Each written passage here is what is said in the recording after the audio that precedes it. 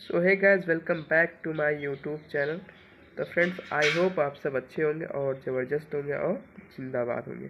तो friends, finally जो exam हुआ था यूपी पुलिस कांस्टेबल 18 फरवरी सेकेंड शिफ्ट में, उसका आंसर की इस वीडियो में आपको बताने वाला हूँ।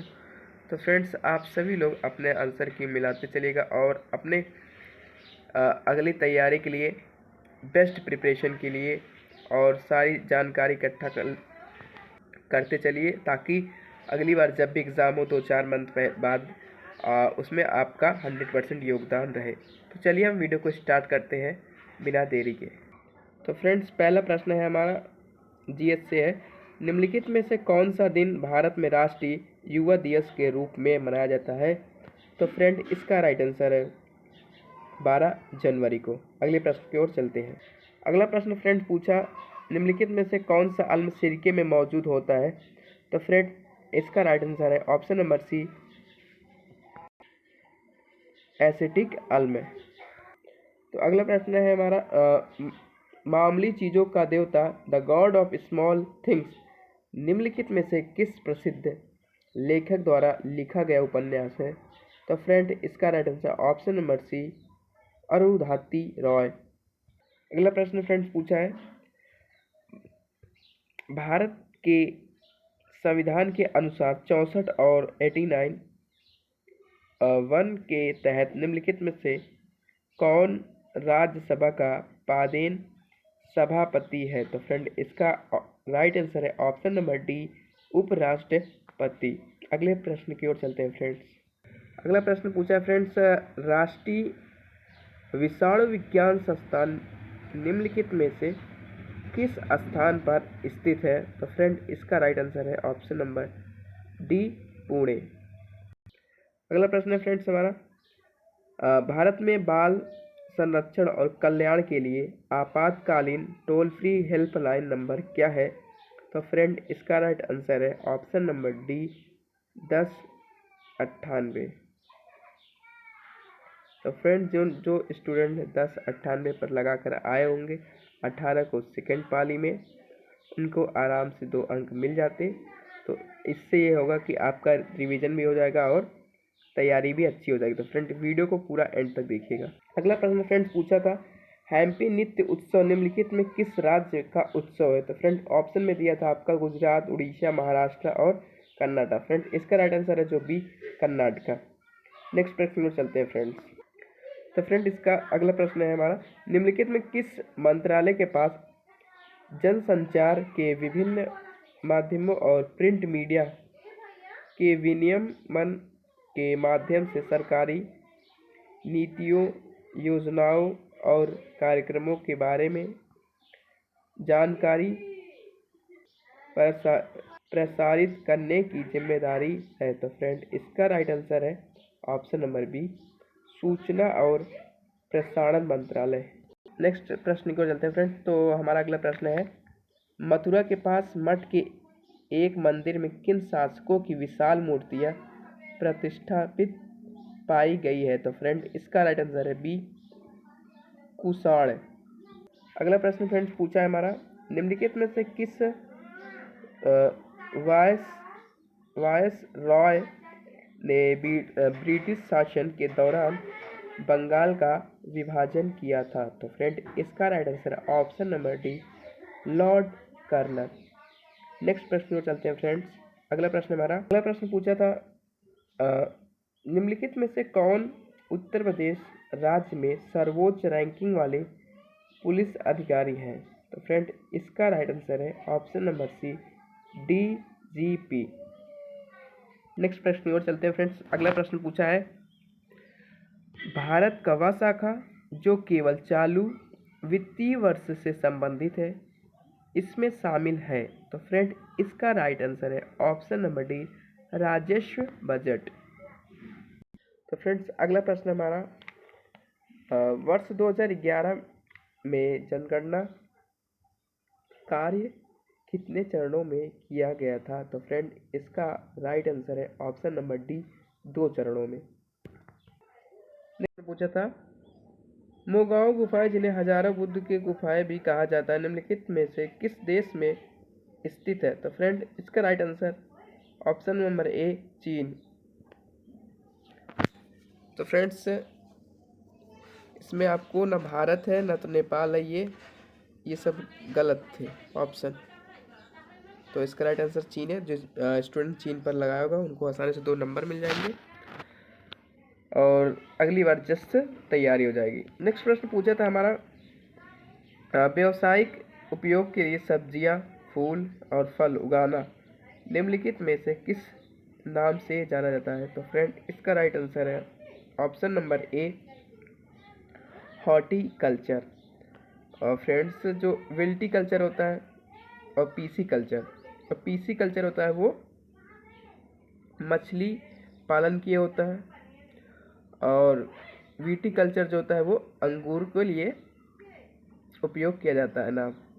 अगला प्रश्न है हमारा फ्रेंड्स, निम्नलिखित में से भारत के किस बंदरगाह को अरब सागर की रानी के नाम से भी जाना जाता है? तो फ्रेंड इसका राइट आंसर है ऑप्शन नंबर डी कोच्चि। तो फ्रेंड्स अगला प्रश्न है हमारा, उत्तर प्रदेश का दुधवा राष्ट्रीय उद्यान निम्नलिखित में किस जिले में स्थित है? तो फ्रेंड इसका राइट आंसर है option number C Lakhimpur Kheri. अगले प्रश्न को चलते हैं फ्रेंड्स। अगला प्रश्न पूछा है हमारा, 2006 में संयुक्त राष्ट्र मानवाधिकार आयोग का नामकरण बदल दिया गया और इसका नाम बदलकर निम्नलिखित में से क्या कर दिया गया? तो फ्रेंड इसका राइट आंसर है ऑप्शन नंबर सी मानवाधिकार परिषद। नेक्स्ट प्रश्न की ओर चलते हैं फ्रेंड्स। अगला प्रश्न है, उत्तर प्रदेश में कुंभ मेला का उत्सव किन नदियों के संगम पर मनाया जाता है? तो फ्रेंड इसका राइट आंसर है option number C Ganga, Yamuna और सरस्वती। नेक्स्ट प्रश्न है, उत्तर प्रदेश वित्तीय निगम निम्नलिखित में से किसके विकास के लिए वित्तीय सहायता प्रदान करने में महत्वपूर्ण भूमिका निभाता है? तो फ्रेंड ऑप्शन में थे उद्योग, शिक्षा, कृषि, स्वास्थ्य सेवा। इसका जो राइट आंसर है ऑप्शन नंबर ए उद्योग। अगला प्रश्न पूछा है फ्रेंड्स, हाल ही में अक्टूबर 2023 में भारत और किस पड़ोसी देश ने आर्थिक और प्रौद्योगिक सहायता समझौते की बातचीत फिर से शुरू की है? तो फ्रेंड इसका राइट आंसर है option number A Sri Lanka. Friends अगला प्रश्न पूछा था, NIA का पूर्ण रूप दीजिए। तो फ्रेंड इसका राइट आंसर है option number A national investigation agency. अगले प्रश्न की ओर चलते हैं फ्रेंड्स।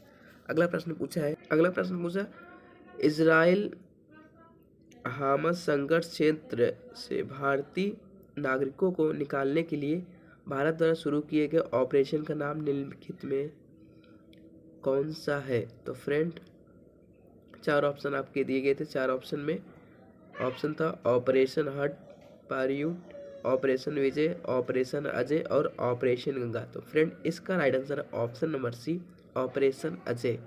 अगले प्रश्न पर चलते हैं फ्रेंड्स। तो अगला प्रश्न पूछा था, हाल ही में प्रधानमंत्री श्री नरेंद्र मोदी ने अयोध्या में नवनिर्मित हवाई अड्डे का उद्घाटन किया है।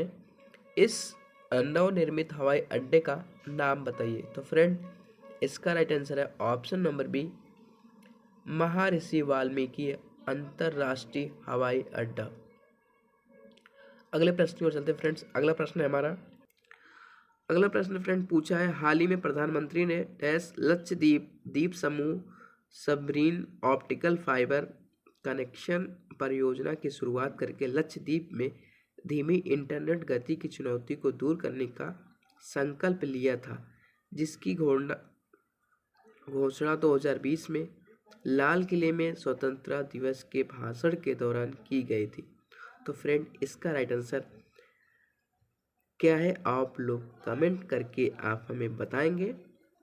देखते हैं कौन कौन सही बताता है। तो ये सब आपके ऊपर छोड़ रहे हैं। नेक्स्ट प्रश्न है फ्रेंड्स, उत्तर प्रदेश के कौशाम्बी जिले के कौशाम्बी ब्लॉक ने नीति आयोग का ABP का पहला डेल्टा रैंकिंग में कौन सा स्थान हासिल किया है? तो फ्रेंड इसका जो राइट आंसर है ऑप्शन नंबर डी द्वितीय स्थान। नेक्स्ट प्रश्न है हमारा प्रश्न है उत्तर प्रदेश में ऑनलाइन वित्तीय धोखाधड़ी की रिपोर्ट करने हेतु व्यक्तियों के लिए साइबर क्राइम हेल्पलाइन नंबर का शिकायत करने की समय सीमा क्या है? तो फ्रेंड इसका जो right answer option number D 24 घंटे के भीतर। अगले प्रश्न पर चलते हैं फ्रेंड्स। तो अगला प्रश्न पूछा है केंद्रीय और राज्य करों के जटिल जाल के जगह जीएसटी कानून किस वर्ष लागू किया गया है? तो फ्रेंड इसका राइट आंसर है ऑप्शन नंबर सी 2017। फ्रेंड अगला प्रश्न पूछा था ब्रिक्स 2024 के लिए किस देश की अध्यक्षता 1 जनवरी 2024 से प्रारंभ हो गई है? तो फ्रेंड इसका राइट आंसर है ऑप्शन नंबर डी रूस। अगले प्रश्न को चलते हैं फ्रेंड्स। अगला प्रश्न हमारा पूछा है वर्ष 2016 में नोटबंदी के दौरान आरबीआई भारतीय रिजर्व बैंक के गवर्नर कौन थे? तो फ्रेंड इसका राइट आंसर है डॉक्टर उर्जित पटेल। नेक्स्ट प्रश्न हमारा दोस्तों भारत में राष्ट्रीय बालिका दिवस किस तारीख को मनाया जाता है? तो फ्रेंड इसका राइट आंसर है 24 जनवरी को। तो फ्रेंड्स 24 जनवरी को राष्ट्रीय बालिका दिवस के रूप में मनाया जाता है।